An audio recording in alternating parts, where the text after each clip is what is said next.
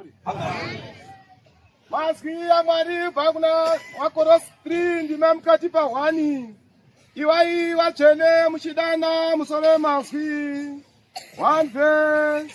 Naizvozvo kana makamutswa pamwe chete naKristu, tsvakai zviri kumusoro uko kuna Kristu ugere kurudyi rwaMwari. Fungai zviri kumusoro, musafunga zviri pasi. No. Garima Apostori. Garima Apostori. Masikati ano esabata bvenera Mwari panzvimbo ino yahauna Wende Valley. Ndinotenda simba guru remutumwa waMwari St. Nimrod. Ndivo vauya nemusangano wanzi wevana. Kuti vana vose vari mukati menzvimbo ino nenyika yose ndo musangano wavo wavakapiwa uno. Ivo vana vanofanira kuziva kwazvo kuti wauya nhasi ndiye Mwari wedu mutsvene wavatsvene. Vana vakasaziva izvozvo, musangano uno unenge usisina basa. Garima Apostori. Saka nokuda kwaizvozvo, nhasi ndichashumaira ndakatarisa kuvana. Garima Apostori. Vana ndivanani? Garima Apostori. Baba mukuru vangu vachiona baba vangu vanoti mwana waenda kumusangano wevana. Garima Apostori. Baba vangu vachiona ini vanoti mukomana mwana waenda kumusangano wevana. Garima Apostori. Ini ndichiona vana vangu vandauya navo pano, ndinoti ndauya nevana kumusangano wevana. Garima Apostori. Vana vevana vangu vauyawo nevana vavo vari pano apa, vanoti tauya nevana kumusangano wevana. Saka musangano uno ndewani? Garima Apostori. St. Nimrod woti ndiri kuhauna kumusangano nevana vangu. Vana vavo ndivanani? Garima Apostori. Garima Apostori. Saka ndida kuedza kushumaira ndakatarisa vana, nokuti musangano uno ndewevana. Hazishumairai vana pachechi pamusangano wevana. Saka ipapo pane vana ndo pandicharamba ndiri pavana. Ivo vana vanozviziva kuti ndivanani, nokuti ndatopafamba ipapo. Garima Apostori. Kana uri mukuru kwandiri achiona asiri mwana, vana vanodini? Vanoteerera. Asi hakuna unozaramba kuita mwana waSt. Nimrod nekuti vauya kumusangano wevana vavo.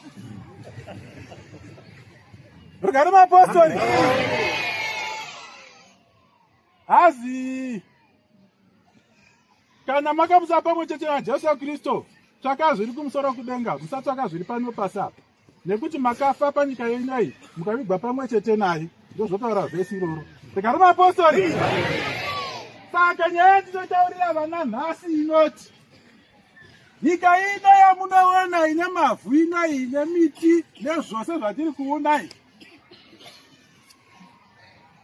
inoraramiwa nevanhu vakawanda. Nyika ino hairaramiwi nemunhu wani kana rudzi wani, uye vatongi vava vazhinji. Nyika iyoyi vanongotonga iyoyo nyika nevanhu ivavo ndo vanongotonga. Garima Apostori. St. Nimrod iye ino nyika ndeyavo. Iyo ino nyika ndeyavo.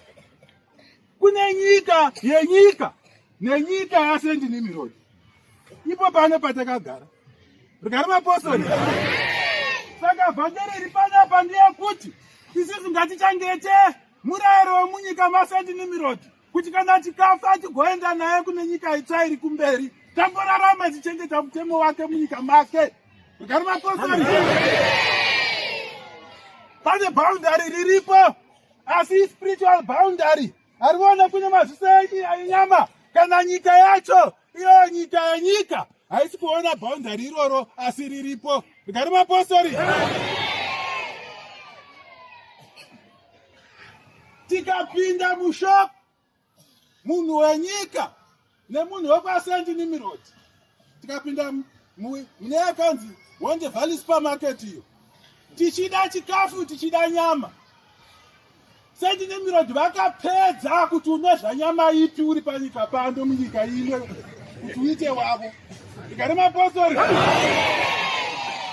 Unosvika wavhunza kuti ndinoda machicken feet kana kuti machicken heads kana kuti full chicken kana kuti beef. Unenge akamira padhuze newe usiri wenyika yako unotaura zvavanodyawo kunyika kwani. Ndipeiwo matrotters kutaura makumbo enguruve. Ndipeiwo pork pie. Ndipei nepoku yacho. Muri padhuze nepadhuze. Umwe nomwe uri kuita zvokunyika kwani. Rigari mapostori. Rigari mapostori. Yai ndiri kuudza vana kuti zivai kuti tichirarama kudai ngatirarame munyika yababa vedu St Nimrod. Tisararama munyika yenyika. Rigari mapostori. Kana tikagwara kana kurwara kana kuhwara. Rigari mapostori. Munhu wenyika ino unofunga kumadzibaba. Munhu wenyika ino unofunga kun'anga. Munhu wenyika ino unofunga kuchipatara. Munhu waSt Nimrod unofunga kuchidzidzo. Tiri munyika imwe asi umwe nomwe unoita zvababa vadi. Rigari mapostori. Rigari mapostori. Imamune munyika yababa vedu ndimo mune mazwi anoti kana tikange toda kuroora, ndiri kutaurira vana, munouya kuno kuchechi mofambira pamusha wemupostori unokuziva nounoziva baba vako, wotenderwa kufamba wotora mudzimai ipapo, ndiye mudzimai wechipostori. Rigari mapostori.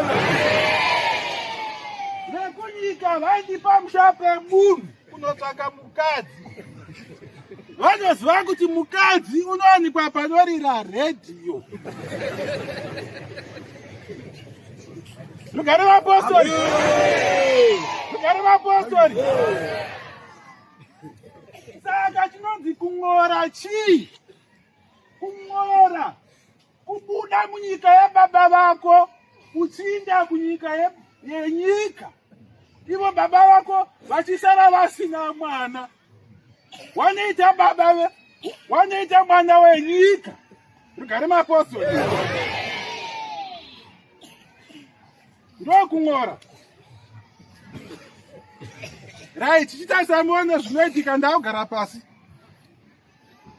Vana vose vanoramba zvababa vavo St Nimrod vachiinda kunoroora kunyika kana kunowana kunyika, kuwana zvenguva yose zveupenyu kana kuwana kwe20 minutes.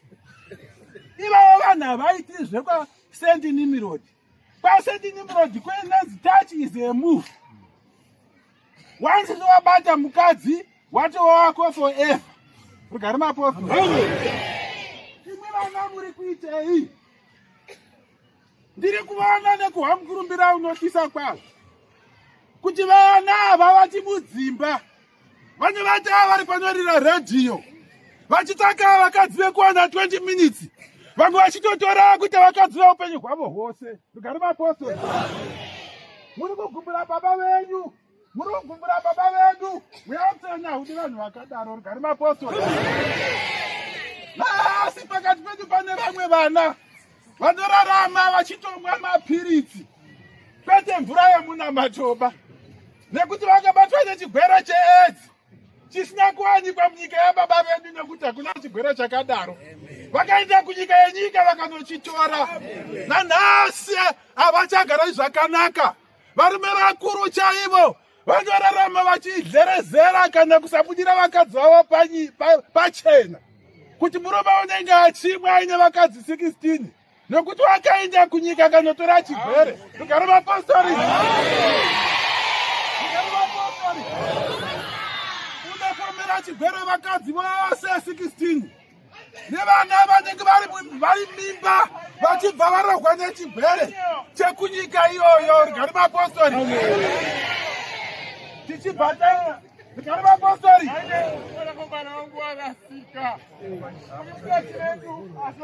rugare vapostori,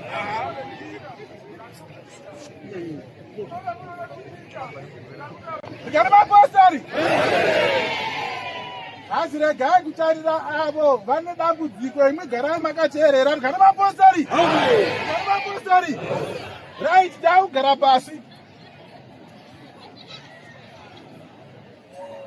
Yeri pano ndeinodai inimirana mauya nhasi pamusangano uno. Zviri munyika medu masendinimirati munyika mababa vedu ndezvinoti izvo.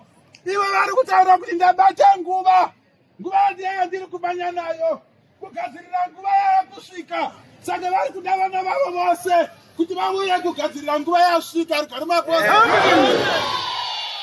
saka vane mazwi avari kutaura kuvana vavo anoda kuti misha iyi ivakwe ivandudziwe. Isisu hedhikota yedu kana kuti capital city yedu iri kubocha ndio Jerusalema yedu. Rugare vapostori, ndiko vakaita mufananidzo wezvavanoda pasi rose. Mabharaki nezvose zvakaitwa matembere ndio zvavanoda kuti zviitwe nyika yose. Rugare vapostori, saka isisu vana vaSendinimirodi ngatiitei zvinodiwa nebaba vani.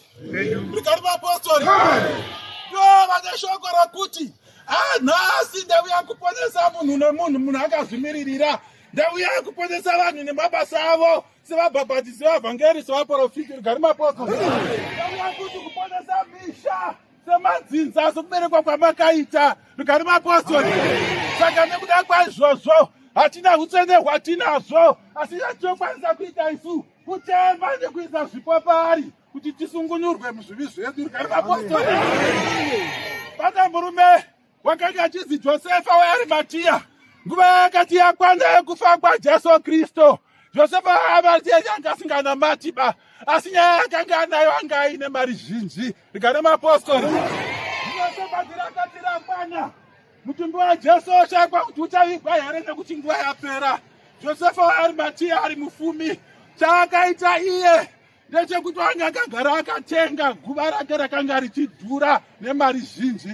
Saka nguva yapera wakaenda kunodhoneta guva rake kuti nhasi ndiyotendai munoviga mwanakomana wemunhu mukati meguva rangu. Rugare vapostori, ndombinga yekutanga yakaitwa pana Jesu Kristu.